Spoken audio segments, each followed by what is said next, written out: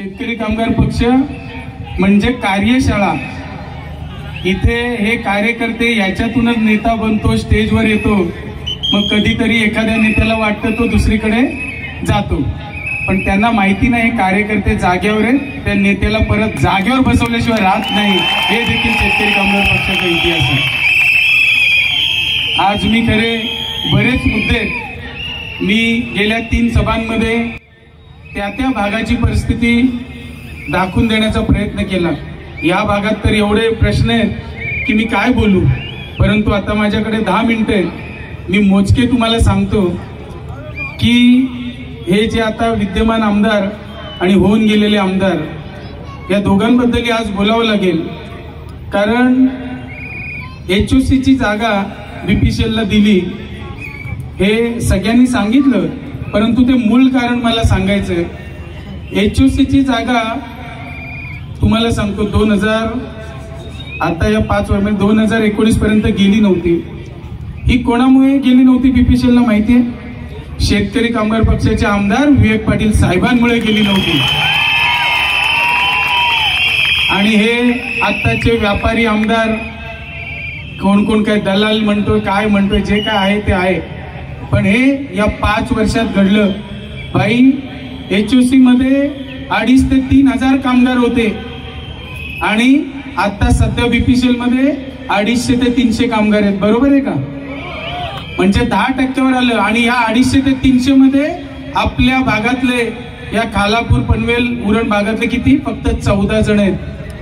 म्हणजे किती पर्सेंटेज आले? 0.23% आले. म्हणजे असे आपल्याला देशोधडीला लावणारे आमदार मला कळतच नाही, हे चुकून कसे काय निवडून दिलेत मला काही कळलंच नाही.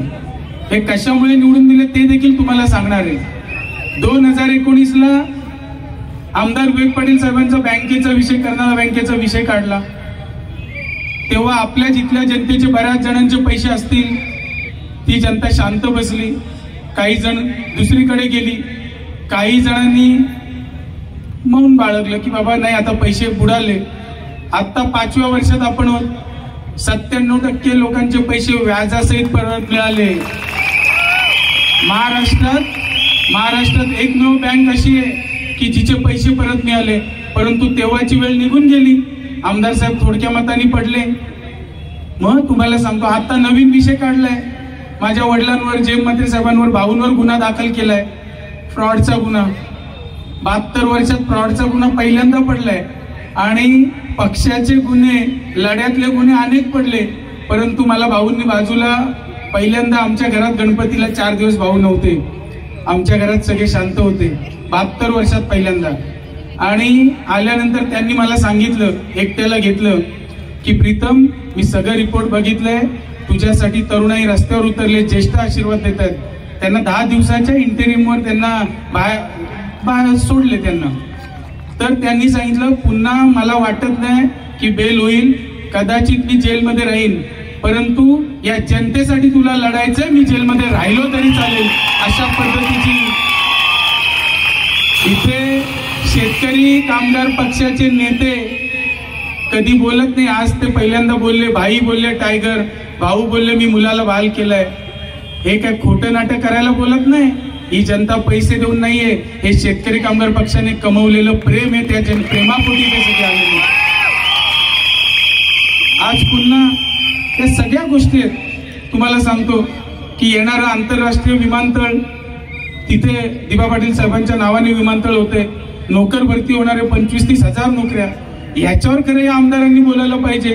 प्रशिक्षण शिबिरं घ्यायला पाहिजे. ही शिबिरे देखील आम्हालाच घ्यायला लागतात, आम्ही तर घेणार. आणि ती घेतली आणि मुंबई एअरपोर्टला 44 जणांना गेल्या 1.5 महिन्यात नोकरी लावून आम्ही यशस्वी करून दाखवली. हेही आमच्या कामातून दिसतं. शेतकऱ्याने फक्त 800 रुपये एकरीने त्यावेळी ही जागा दिली आणि हा प्रकल्प 20 वर्ष 25 वर्ष चालला. पण या प्रकल्पामध्ये जो तोटा एवढा प्रचंड झाला, पी शेतीवर त्यावेळेला इथले कामगार नेते होते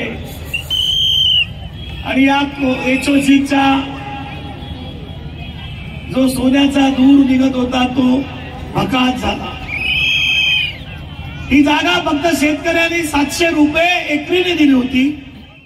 टाइम्स डिजिटलला लाईक करा, सबस्क्राईब करा, शेअर करा आणि बेल आयकॉन दाबायला विसरू नका.